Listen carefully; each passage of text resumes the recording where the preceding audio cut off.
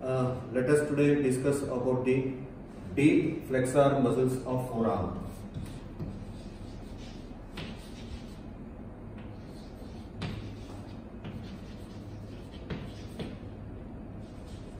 Deep flexor muscles of forearm. And the deep flexor muscles of the forearm are flexor pollicis longus,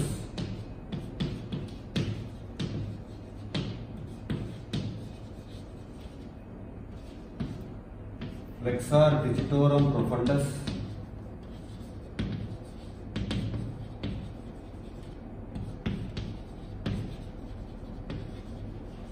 and third one is pronator quadratus.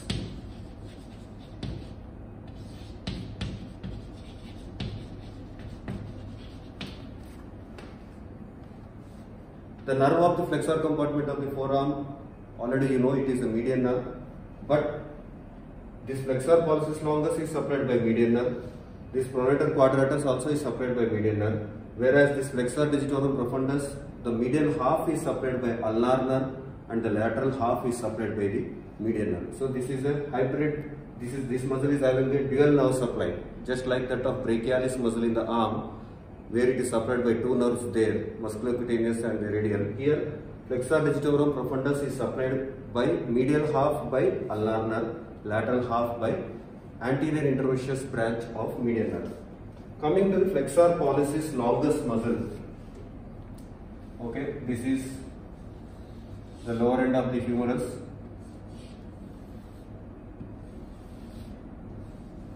This is the radius.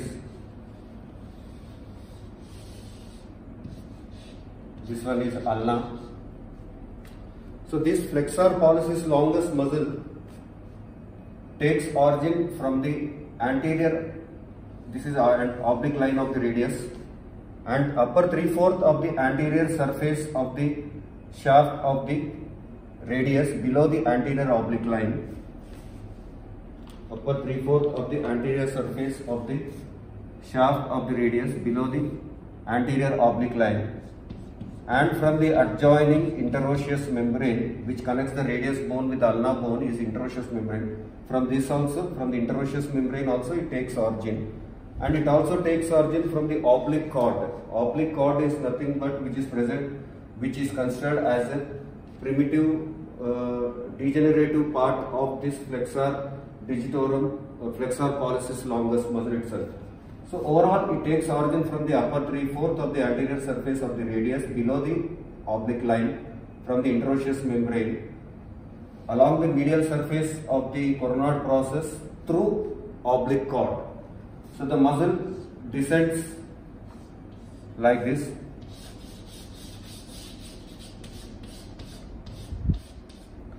As name itself is saying something, it is a flexor pollicis longus, a muscle belonging to the flexor compartment.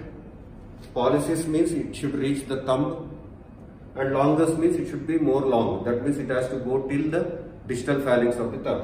So here if you see, so these are the carpal bones, and this is first metacarpal bone, second, third, fourth, fifth, and these are the two phalanx of the first.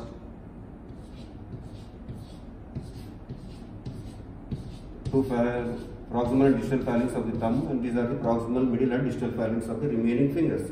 So this muscle comes like this, passes through the carpal tunnel along with flexor digitorum superficialis, flexor digitorum profundus, flexor carpi radialis, and this is the fourth muscle which is forming the content. These four muscles are the contents of the carpal tunnel, and finally it is inserted onto the palmar aspect of base of distal phalanx of the thumb. Is it clear? Palmar aspect of the base of the distal phalanx of the thumb here. So origin from the anterior surface of the radius below the oblique line, from the adjoining interosseous membrane, and even from the oblique cord. Insertion palmar aspect of the base of the terminal phalanx or distal phalanx of the thumb. So if you see here, it takes origin from this anterior surface of the radius from the interosseous membrane adjoining it, which connects the radius with the ulna, and from the oblique cord which is present here, which is considered as a degenerative part of this muscle itself, and the muscle descends downwards, passes through the carpal tunnel, and finally it goes more longer and it is inserted onto the palmar aspect of the distal phalanx of the thumb. Is it clear? And this is supplied by anterior interosseous branch of medial nerve. Next muscle, if you see, this is flexor digitorum profundus. To understand better, I'll use this. So the flexor digitorum profundus muscle is a bulkiest muscle, whereas this flexor pollicis longus is a unipinnate muscle. This is the bulkiest muscle in the forearm, which takes origin from the entire anterior surface, upper 3/4 of the anterior surface of, like this, upper 3/4 of the anterior surface as well as medial surface of ulna, and also from the medial surface of olecranon process as well as coronoid process, and from the common aponeurosis along which is attached to the posterior border of the ulna, that common aponeurosis. From that common aponeurosis, this muscle takes origin along with flexor carpi ulnaris and extensor carpi ulnaris. So to sum up, again I say the origin of flexor digitorum profundus is mainly, it is from ulna bone. Which part of the ulna? Upper 3/4 of the anterior surface of ulna, upper 3/4 of the medial surface of the ulna, from the posterior border of the ulna, upper 3/4 of the posterior border of the ulna, through a common aponeurosis, and from that common aponeurosis, not only this muscle but also flexor carpi ulnaris and extensor carpi ulnaris also takes origin, and even from the medial surface of coronoid process and medial surface of olecranon process.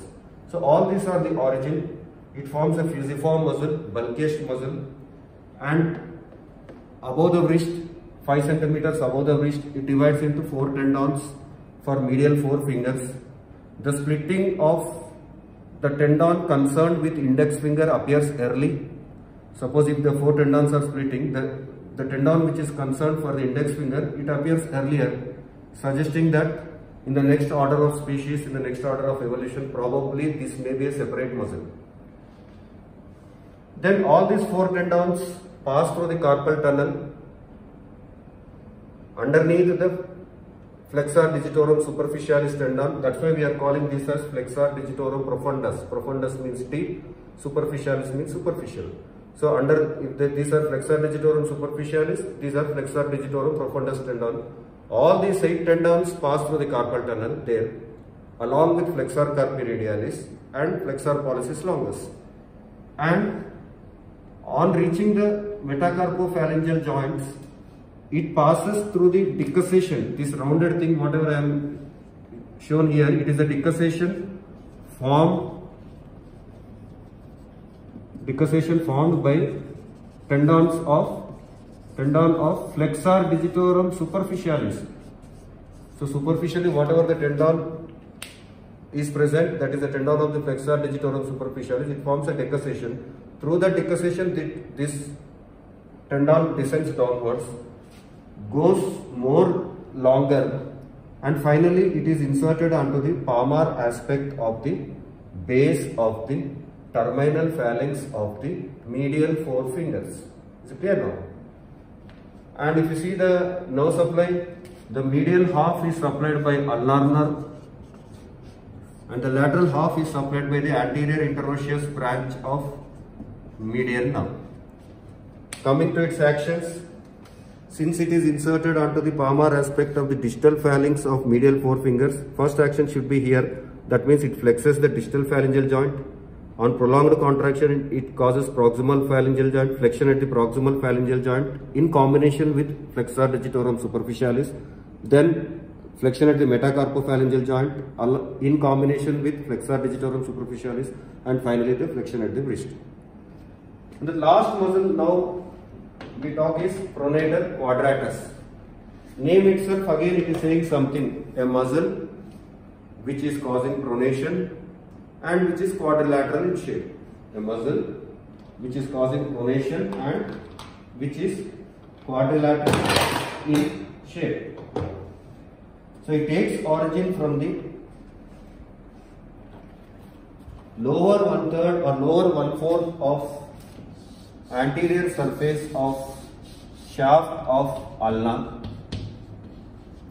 lower 1/3 or 1/4 of the anterior surface of shaft of ulna, and it is inserted onto the lower 1/4 of the anterior surface of shaft of radius,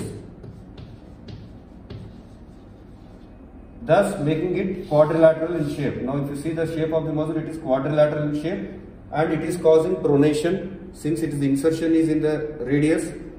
This radius turns like this during the action, during its contraction, and that causes pronation. This pronator quadratus helps in pronation in the lower end. Pronator teres helps in pronation in the upper end.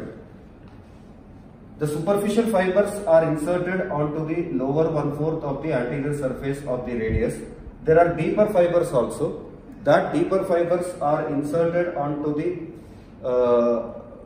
area just above the ulnar notch, where this ulna is articulating with the radius in the lower end. Just above that ulnar notch, the deeper fibers are getting inserted. Superficial fibers are inserted into the lower 1/3 of the anterior surface of the radius. The deep fibers just above the ulnar notch of radius.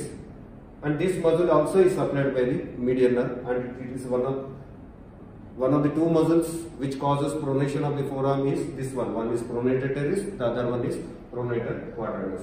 This is all about the deep flexor muscles of the forearm. To sum up, the deep flexor muscles are 3 in number.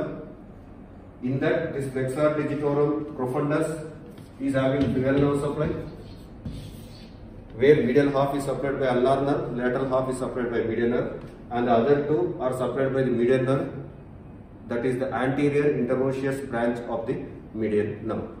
So this is all about the deep flexor muscles of the forearm. Thank you.